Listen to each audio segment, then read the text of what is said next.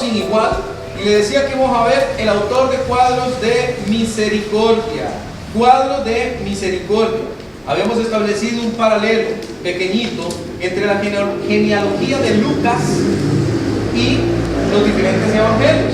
Algo parecido hicimos con la de Mateo, nada más que lo hicimos con el libro de Isaías. Déjeme leerle un versículo nada más de la genealogía que quiero enfatizar acá antes de comenzar a ver los cuadros de misericordia. En Lucas 3:38 dice, hablando ya al final de la genealogía, hijo de Enos, hijo de Set, hijo de Adán, hijo de Dios. Es como que intencionalmente nuestro Señor quería que en la genealogía de Lucas nos fuéramos hasta la raíz misma, el Dios creador. He estado leyendo varios libros últimamente que hacen referencia al ser humano de una forma que a mí me molesta. Y hoy escuché un programa que también lo volví a hacer. Entonces, el programa decía, igual que lo han dicho estos libros, que el ser humano, que es un animal consciente, me molesta escuchar eso, porque en el acto creador de Dios, nunca el ser humano entró con los animales. El ser humano es una creación especial, es diferente. Tan diferente es que dice la palabra de Dios que fue hecho conforme a la semejanza, conforme a la imagen de Dios mismo. Entonces no podemos nosotros decir, el ser humano es producto de la evolución de otro animal, porque Dios no lo hizo así. Y aquí Lucas deja eso claro. Y dice, Adán, el hijo de Dios, el primero, el que viene de la hechura misma de Dios, el que Dios sopló aliento de vida. No lo hizo con ningún otro animal, lo hizo con el ser humano.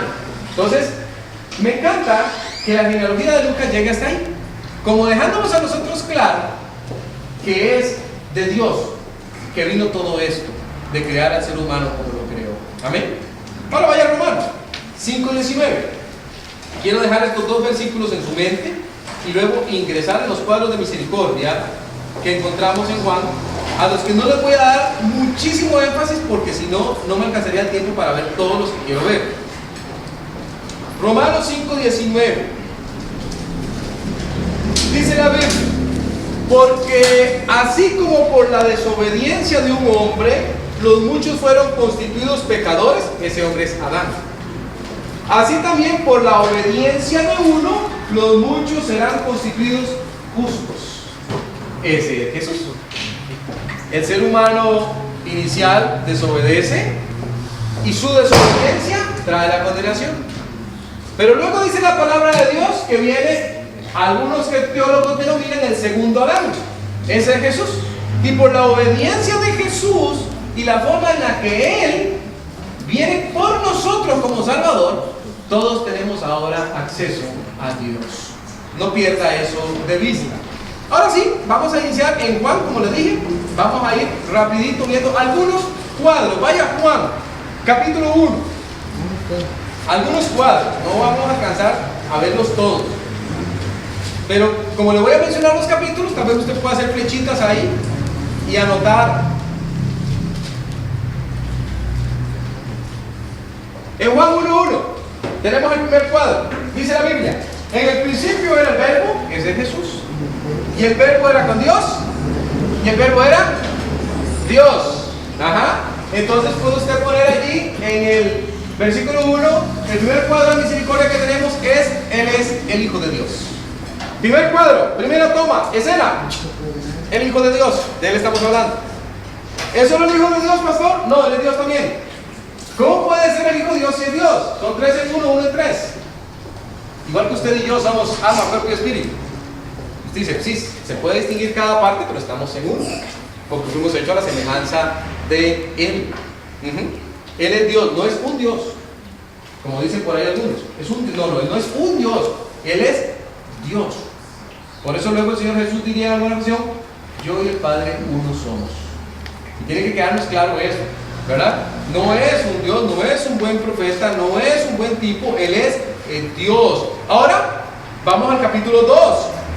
Como les dije, voy a ir rapidito. Quiero ver varios cuadros de misericordia acá que vale la pena recalcarlos. Ahí en Juan 2, del 1 al 10, viene toda una historia en las bodas de Caná.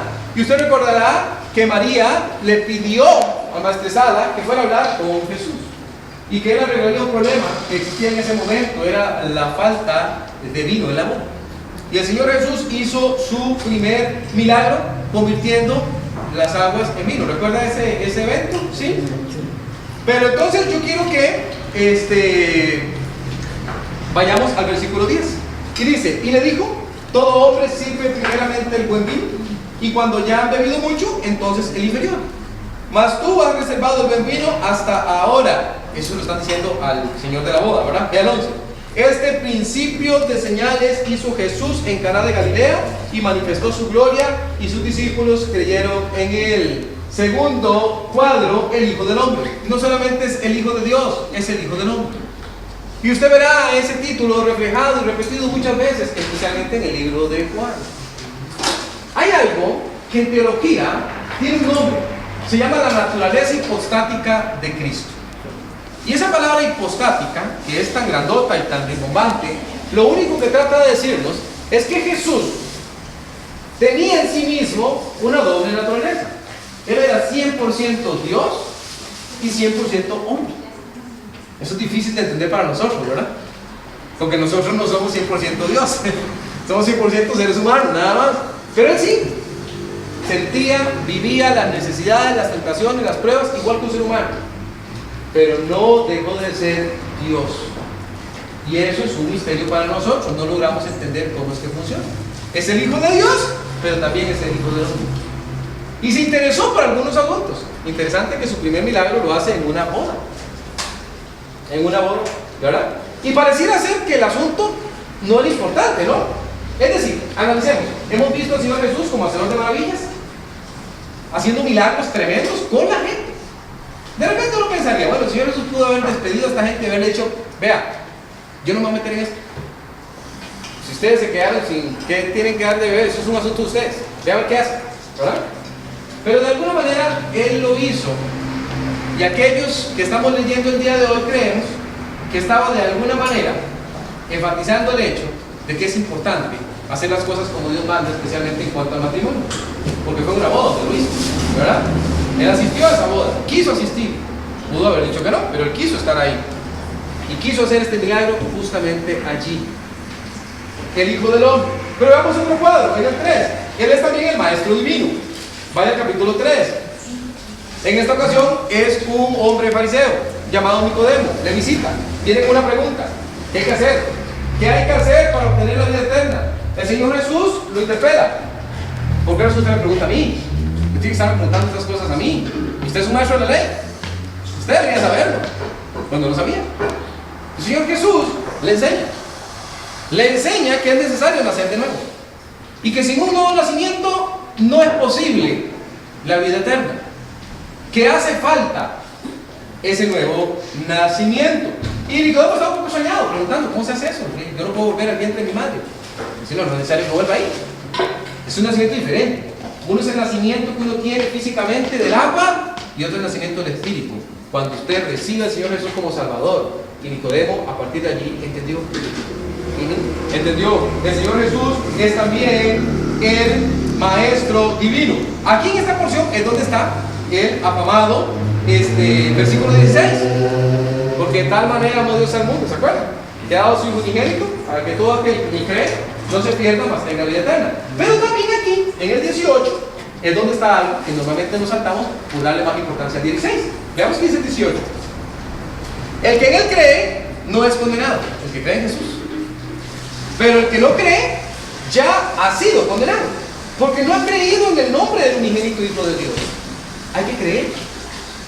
Hay que creer. Pero ese creer no es un creer teórico. No es creer como quien dice, sí, yo creo que Él existió. Es creer como quien dice, yo de verdad creo que Él es quien dice ser y hace lo que dice que hace. Es diferente. Es un creer que lleva fe. Eso es lo que lo hace diferente. Él es el Maestro Divino. Es el Hijo de Dios, es el Hijo del Hombre, es el Maestro Divino, pero también es el ganador de almas. Vaya al 4. Es el ganador de almas. Tenemos cuadros de misericordia. Hijo de Dios, hijo del hombre, maestro divino, pero también es ganador de almas. Vea que en esta ocasión se topa una mujer samaritana. Jesús estaba cansado del camino, se ha sentado a reposar un momento. Una mujer samaritana ha salido de Sora a buscar agua. Posiblemente por su estilo de vida bastante libertino, salía a esa hora. El Señor Jesús le interpela, le habla, le cuestiona, se arma una conversación y hay una comunicación del evangelio aquí. La mujer está extrañada. ¿Cómo usted, siendo judío, me habla a mí que soy samaritano? Pero aquí no importa si soy judío o usted es samaritano. Hace falta algo diferente. ¿Tienes agua? Y dice, bueno, yo podría darle agua. Ahí empezó la conversación. Sí, no, pero yo te ofrezco un agua diferente. Y ella entendía que esa agua iba a hacer que ella volviera a tomar agua o a tener que ir a buscarla. No es eso lo que me estoy refiriendo, le dice el Señor Jesucristo. Y el Señor Jesucristo se presenta aquí como el agua de vida. Vaya por favor al versículo 16. Jesús le dijo, ve, llama a tu marido y ven acá. Dice, ¿qué tiene que ver el marido aquí? Bueno, tiene que ver con el estilo libertino de vida que ella tenía. Si yo estoy diciendo, usted, señora, está viviendo de una forma pecaminosa y su pecado le delata. Y ha pasado del agua a hablar de su pecado, evidenciando a esta mujer que necesitaba un cambio de vida como lo necesitamos todos. El problema de ella era ese, pero el problema que tenemos nosotros hoy día puede ser de otra naturaleza, pero igual es un problema de pecado. Y entonces, más adelante, dice el 21, Jesús le dijo, mujer, créeme que la hora viene cuando ni en este monte ni en Jerusalén adoraréis al Padre. Ahora, ¿por qué es importante que nosotros veamos al ganador de almas, que es el Señor Jesús? Le voy a decir por qué. Mira el 24. Dios es espíritu y los que le adoran en espíritu y en verdad es necesario que le adoren. Le dijo la mujer, sé que ha de venir el Mesías, llamado el Cristo. Cuando Él venga nos declarará todas las cosas. Jesús le dijo, yo soy el que habla contigo. Qué privilegio, ¿no? Qué privilegio. Yo siempre digo, a esta mujer no le quedó duda de quién era Jesús. A las personas en nuestro tiempo no debería quedarles dudas de quién es Jesús, porque usted y yo lo comunicamos como tenemos que comunicarlo. Jesús es el Salvador del mundo. Jesús es espíritu. Hay que buscarlo en espíritu. Eso significa que el creer no es intelectual, es un creer movido por fe. Recuerde eso. Es entonces el ganador de almas, pero también es el gran médico. Vea el capítulo 5. Capítulo 5, hay un hombre aquí, está en un lugar llamado Bethesda. Y después pasaban cosas en este lugar. Había enfermos de todo tipo. Había agitación del agua y el que llegaba primero era sano. Pero hay un hombre que no podía llegar. Y como él no podía llegar, estaba sin esperanza. Pero el Señor Jesús pasó. Y cuando el Señor Jesús pasa, hay cambios. Hay esperanza. Jesús es dador de esperanza. En el versículo 8 dice, Jesús le dijo, levántate, toma tu lecho y anda. Y al instante aquel hombre fue sanado y tomó su lecho y anduvo, y era día de reposo aquel día. Levántese de donde está. Este cuadro, esta escena nos muestra al ser humano tal cual es. El ser humano sin oportunidades.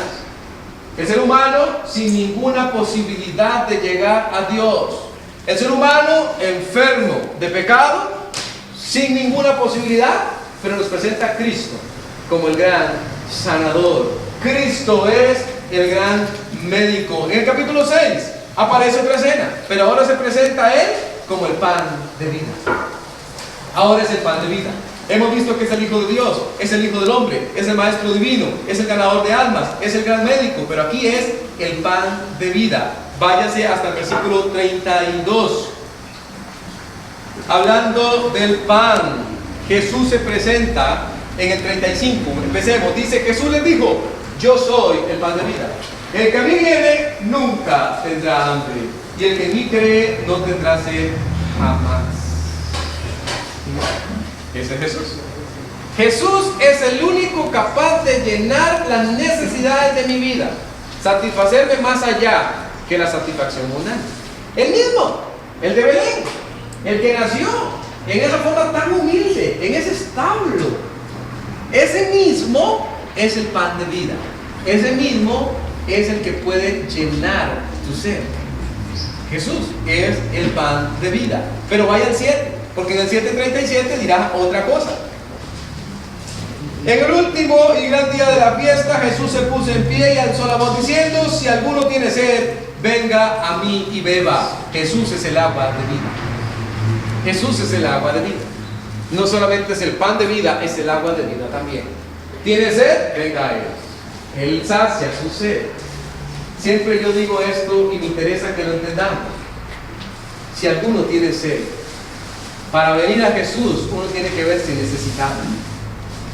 Si uno no se mira a sí mismo necesitado, no va a buscar el agua de vida. Hay que verse necesitado. Hay que saber que hace falta algo. Hay que saber que se tiene sed. Y entonces acudir a Él, que es el único que puede llenar. Es el único que puede satisfacer. Y Jesús dice allí, en ese momento: ¿tiene sed? Venga a mí y beba. ¿Tiene hambre? Venga y coma el pan de vida. Vamos al 8, capítulo 8. En el 8 se nos presenta como el defensor de los débiles. El defensor de los débiles. En el 8, mire el versículo 3 y hasta el versículo 11 se extiende una historia. La mujer adúltera fue encontrada en el acto mismo del adulterio. ¿Habrá acaso situación más vergonzosa? Fue encontrada. ¿Qué hombres más malvados? ¿Por qué tenían que ir y exhibirla de esa manera? Pero lo hicieron. No hicieron así con el hombre que estaba con ella, lo hicieron con él. Y fueron y la pusieron allí frente al Señor. Y dijeron: la ley dice que hay que apedrearla. ¿Tú qué dices? Había que apedrearlos a los dos. Pero el hombre no estaba ahí. Querían engañarlo. Era una trampa. A ver qué hacía el Señor. Pero el Señor, de una forma muy, pero muy sabia, contesta. Vamos a ver, dice el 8. E inclinándose de nuevo hacia el suelo, siguió escribiendo en tierra. Pero ellos, al oír esto, ya le digo que fue lo que oyeron, acusados por su conciencia, salían uno a uno, comenzando desde los más viejos hasta los postreros, y quedó solo Jesús y la mujer que estaba en medio. Enderezándose Jesús y no viendo a nadie, sino a la mujer, le dijo: mujer, ¿dónde están los que te acusaban? Ninguno te condenó. Ella dijo: ninguno, Señor. Entonces Jesús le dijo: ni yo te condeno, vete y no peques más. Estaban listos con las piedras. Era una sesión de lanzar piedras. Y el Señor Jesús dijo: bueno, que esté libre de pecado, que sea el primero en tirar la piedra. Pero su conciencia los acusó. Y tiraron sus piedras y las dejaron allí. Y se fueron a casa mejor. El único que podía tirar la piedra era Jesús. Podía tomar cualquiera de esas piedras y lanzarla a la mujer, pero fue el único que no lo hizo. Ni siquiera tenía la intención de hacerlo. La mujer quedó allí avergonzada. Señor Jesús preguntó: ¿dónde están los que te acusan? Ya no hay ninguno. Entonces vete y no peques más. Defensor de los débiles. Nos vemos a veces envueltos en nuestros pecados y no tenemos idea de cómo salir de ellos. Pero Jesús, que está lleno de misericordia, nos extiende su mano cuando nadie cree en nosotros y nos dice: yo sí te creo, sí te restauro, sí te limpio, sí te levanto. La culpabilidad de tu pecado te hace ver mal, pero yo puedo resolverlo. Dele gracias a Dios por eso. Muchas gracias al Señor Jesús por eso.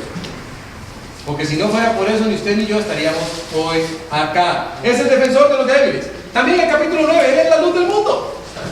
Él es la luz del mundo. Capítulo 9. Aquí nosotros vemos a un hombre ciego de nacimiento. Este ciego generó muchos conflictos. El Señor lo sanó. Y entonces entrevistan al papá y a la mamá. ¿Qué pasó? ¿Cómo es que este hombre ahora puede ver? Si no sabemos. No sabemos cómo se puede ver. Dice: está extraño. Entrevistan al hombre. ¿Cómo es que usted ve, James? Este hombre que se llama Jesús, el vino, yo lo apuntó. Me dio con la vara, ¿verdad? Regrese viendo. Otra vez, explíqueme. No logro entender. Dice: ese hombre es un pecador. Y el ciego dice: bueno, yo no sé si es pecador o no, pero me suena que Dios no escucha a los pecadores. Y este hombre a mí me sanó. Así que tiene que ser quien dice ser.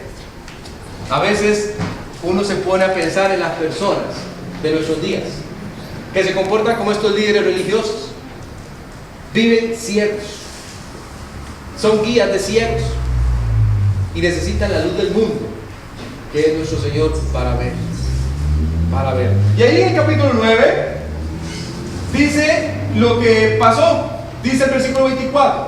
Leo con ustedes. Entonces volvieron a llamar al hombre que había sido ciego y le dijeron: dan gloria a Dios, nosotros sabemos que ese hombre es pecador. Entonces él respondió y dijo: si es pecador no lo sé. Una cosa sé, que habiendo yo sido ciego, ahora veo. Ese es el asunto con Jesús. Usted puede estar ciego en sus delitos y pecados, pero Él le hace ver, porque Él es la luz del mundo. Él es la luz del mundo. También es el buen pastor, en el capítulo 10, vaya ahí. También Él es el buen pastor. Jesús es el buen pastor. Dice la palabra de Dios en el versículo 9: yo soy la puerta, el que por mí entrare será salvo, y entrará y saldrá y hallará pastos. Dice el 11: yo soy el buen pastor. El buen pastor su vida da por las ovejas.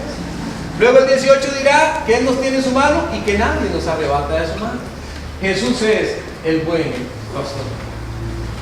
Jesús es el buen pastor. ¿Por qué Don Rolly esta noche está diciéndonos todo eso? ¿No le parece curioso que en un libro como el de Juan, nuestro Señor se presente de tantas formas diferentes? ¿No le llama la atención? Ni un poquito. Porque ya te llevo 10 hasta este momento. Casi que una por capítulo, ¿no? El Hijo de Dios, el Hijo del Hombre, el Maestro Divino, el Ganador de almas, el Gran Médico, el Pan de Vida, el Agua de Vida, el Defensor del Débil, la Luz del Mundo, el Buen Pastor. ¿Por qué? ¿Por qué? En el 11, hablando de Lázaro, se nos presenta como el príncipe de la vida. Oh, Jesús, si hubieras estado aquí, mi hermano no habría muerto. No se preocupe, la muerte no es un obstáculo para el Señor. Y llama al que estaba muerto de hacía varios días. Se quítele todas esas vendas. Y la gente se asombró. Y ahí fue donde Él dijo que Él es la resurrección y la vida. Cualquiera que cree en Él no está muerto más, sino que vivirá. Vivirá. La resurrección y la vida. En el capítulo 12 se nos presenta como el gran rey. En el capítulo 13 se nos presenta como el siervo. ¿Se acuerda del episodio? Tomó un lebrillo, lo puso, tomó una toalla y empezó a lavar los pies de los discípulos. Y no entendían. Y ahí fue donde Él dijo: yo no vine para ser servido, vine para servir. Y para dejarles ejemplo a ustedes de lo que tienen que hacer. Él es el siervo. Es el consolador. Vaya a Juan capítulo 14. Es el consolador. Aquí viene una de las porciones más preciosas, donde el Señor nos habla de cómo Él da consuelo. Dice el versículo 1: no se turbe vuestro corazón, creed en Dios, creed también en mí. En la casa de mi Padre muchas moradas hay. Si así no fuera, yo os lo hubiera dicho. Voy pues a preparar lugar para vosotros. El consolador, proveyendo espacio. Luego dirá que Él es el camino, la verdad y la vida, y que nadie viene al Padre sino por Él. Él, el consolador, está allí. En el 15 nos dirá que Él es la vid verdadera. Él es la vid verdadera. Nadie puede estar lejos de la vid y sobrevivir. Como pámpanos tenemos que depender de Él. Jesús dice: conmigo usted tiene que estar para que pueda vivir saludable. Es la vid verdadera. Es el dador del Espíritu Santo, dice el 16. El dador del Espíritu Santo. La gente empezó a preguntar, y Él dijo: les conviene que yo me vaya, porque cuando yo me vaya les enviaré al Consolador. Ahora, cada vez que una persona acepta al Señor Jesucristo es hijo de Dios. Eso no pasó siempre. Ese fue quizás un deseo de David en el Antiguo Testamento, y él no pudo. Usted le recibe, usted se arrepiente de sus pecados, usted le ora a Él, usted le pide y Él le sella para la eternidad. Es el dador del Espíritu Santo. También es el gran intercesor. Allá en Juan 17, Él oró por nosotros. No ruego que nos quites del mundo, sino que los guardes de él. Y no solo estos, sino los que han de creer después por el testimonio de estos. ¿Quiénes eran esos? Nosotros. Ahí también habló de unidad, que sean uno, como nosotros somos uno, que vivan en comunión, que muestren a las demás personas. Él es el gran intercesor, pero también es el modelo por excelencia de alguien que sufre. Nadie sufrió como él. Eso nos narra el versículo del capítulo 18. Nadie. ¿Se acuerdan del Semaní? ¿Se acuerdan del episodio? Vamos, oren conmigo. Oren conmigo. No oraban con él, se quedaban dormidos. Mientras él chorreaba gotas de sangre mientras oraba. ¿No pudieron velar conmigo una hora? Fue lo que les dije. Él estaba sufriendo. ¿Por quién? Por ser conmigo. Isaías 53:6 dice que el pecado suyo y mío fue colocado sobre él. Sobre él. Ese pecado. Es el bebé. El bebé. El bebé de Belén. El mismo. El tierno bebé del que cantábamos en los villancicos ahorita. Ese creció. Y ahora está en un huerto. Y está chorreando sangre. Por su pecado y por el mío. Ese mismo. Ese mismo. Él es el modelo de sufrimiento. Es también el Salvador crucificado. ¿Lo recuerdan? Es el Salvador crucificado. Fue el que fue a la cruz. Fue el que despedazaron. Literalmente, según el capítulo 19. Extrayendo su carne, su barba, todo. Dejando en exhibición sus tendones, sus músculos, sus costillas. Él mismo. Es el mismo bebé de Belén. Nada más que ahora hecho un Salvador. Pero también el 20 nos dice que es el conquistador de la muerte. Las mujeres llegaron. ¿Dónde está? Se lo han llevado. El hortelano está por ahí. Preguntémosle: hey, ¿qué hicieron con mi Señor? Y era el Señor, recordaba con eso. Los ángeles dijeron: buscáis a Jesús, que fue crucificado. Pues no está aquí. No está aquí. Ha resucitado como Él dijo que resucitaría. Tienen que ir a avisarle al resto de la gente. Venció la muerte. Y como Él venció la muerte, usted y yo podemos vencerla también. Amén por eso. Amén. Y por último, es el restaurador del arrepentido. ¿Se acuerda Pedro? Dejó una lección en el capítulo 21 el Señor acerca de Pedro. Vayan y le anuncian a todos, a Pedro también. Y luego tiene una conversacióncita con Pedro. Pedro, ¿me amas? Sí, Señor, te amo. Bueno, apacienta mis ovejas. 3 veces se lo dijo. 3 veces. ¿Por qué con Pedro, pastor? Porque él era el que pensaba que todo estaba terminado, que tenía que ir a volver a pescar. Dice: no, yo os haré pescadores de hombres, ¿se acuerdan? Vas a ir a hacer la obra que yo te mandé. Ese es el Señor. 21 cuadros de misericordia presentados en el libro de Juan. No se lo voy a preguntar hoy, no le voy a hacer examen, son muchos, ¿verdad? Son muchos, no le voy a hacer examen. Pero quería presentárselos, porque el mismo Jesús, el niñito de Belén, es este que nos presenta el libro de Juan. La pregunta es: si es tantas cosas el Señor, tantas, pero tantas, y todas apuntan a lo mismo, dejarnos a nosotros claro que Él y solo Él es el Salvador del mundo. Diferentes cuadros, todos apuntan a lo mismo: Él es el Salvador del mundo. La pregunta no es si salva al mundo o no, ya sabemos que sí. La pregunta es si le ha salvado a usted.